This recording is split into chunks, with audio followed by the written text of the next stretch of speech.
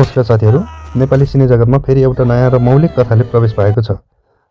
लामो समयपछि हिजोबाट देशभरका सिनेमा हलहरूमा चलचित्र लालीबजार प्रदर्शनमा आएको छ। के यो चलचित्रले तपाईँको समय र पैसाको सदुपयोग गर्ला त? आजको भिडियोमा हामी यसै चलचित्रको बारेमा केही रोचक जानकारी दिनेछौँ।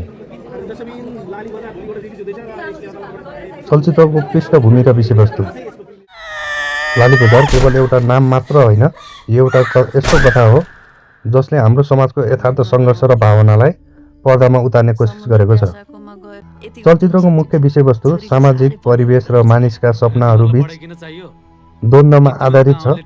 विशेष गरी मफसलको जनजीवन र त्यहाँका पात्रहरूको उतार चढावलाई यसमा कलात्मक ढङ्गले प्रस्तुत गरिएको छ। कलाकार र निर्देशन। यस चलचित्रमा अनुभवी र नयाँ कलाकारहरूको सन्तुलित अभिनय देख्न सकिन्छ। अभिनयको कुरा गर्दा कलाकारहरूले आफ्नो भूमिका न्याय गर्ने प्रयास गरेका छन्। निर्देशकले कथालाई मौलिक राख्न र दर्शकलाई दृश्यसँग जोड्न निकै मेहनत गरेको ट्रेलरबाट प्रष्ट देख्न सकिन्छ। मुख्य कुरा, चलचित्रको बलियो पक्ष यसको संवाद र सङ्गीतलाई मानिएको छ, जसले कथाको गहिराइलाई अझ बढाएको छ। लालीबजार किन हेर्ने त?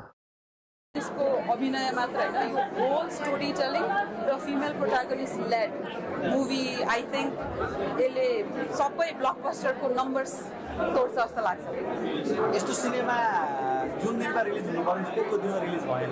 तपाईलाई अहिले सिनेमा हेर्दाखेरि हो यो सिनेमा किन रोकियो होला लाग्यो? मैले सबैलाई अनुरोध तपाईँ सोच्दै हुनुहुन्छ होला यो फिल्म किन हेर्ने?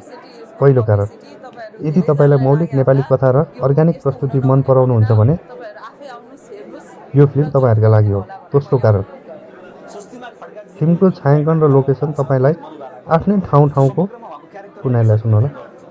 दोस्रो कारण, फिल्मको छायाङ्कन र लोकेसनले तपाईँलाई आफ्नै गाउँठाउँको याद दिलाउनेछ।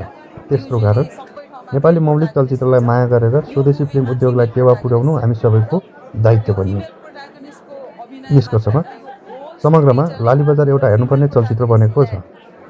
प्रारम्भिक प्रतिक्रियाहरूले देखाएका छन् हिजोदेखि नै यो फिल्म तपाईँहरूको नजिकैको हलहरूमा लागिसकेको छ। तसर्थ नजिकैको सिनेमा हलमा गएर यो फिल्म हेर्नुहोस् र कस्तो लाग्यो तलको कमेन्ट बक्समा लेख्न नबिर्सनुहोला। यस्तै नयाँ चलचित्र सम्बन्धी अपडेट र जानकारीका लागि हाम्रो च्यानल युथ आजलाई सब्सक्राइब गर्न नबिर्सनुहोला। अर्को भिडियोमा फेरि भेट्नेछौँ। हस्त नमस्ते, धन्यवाद।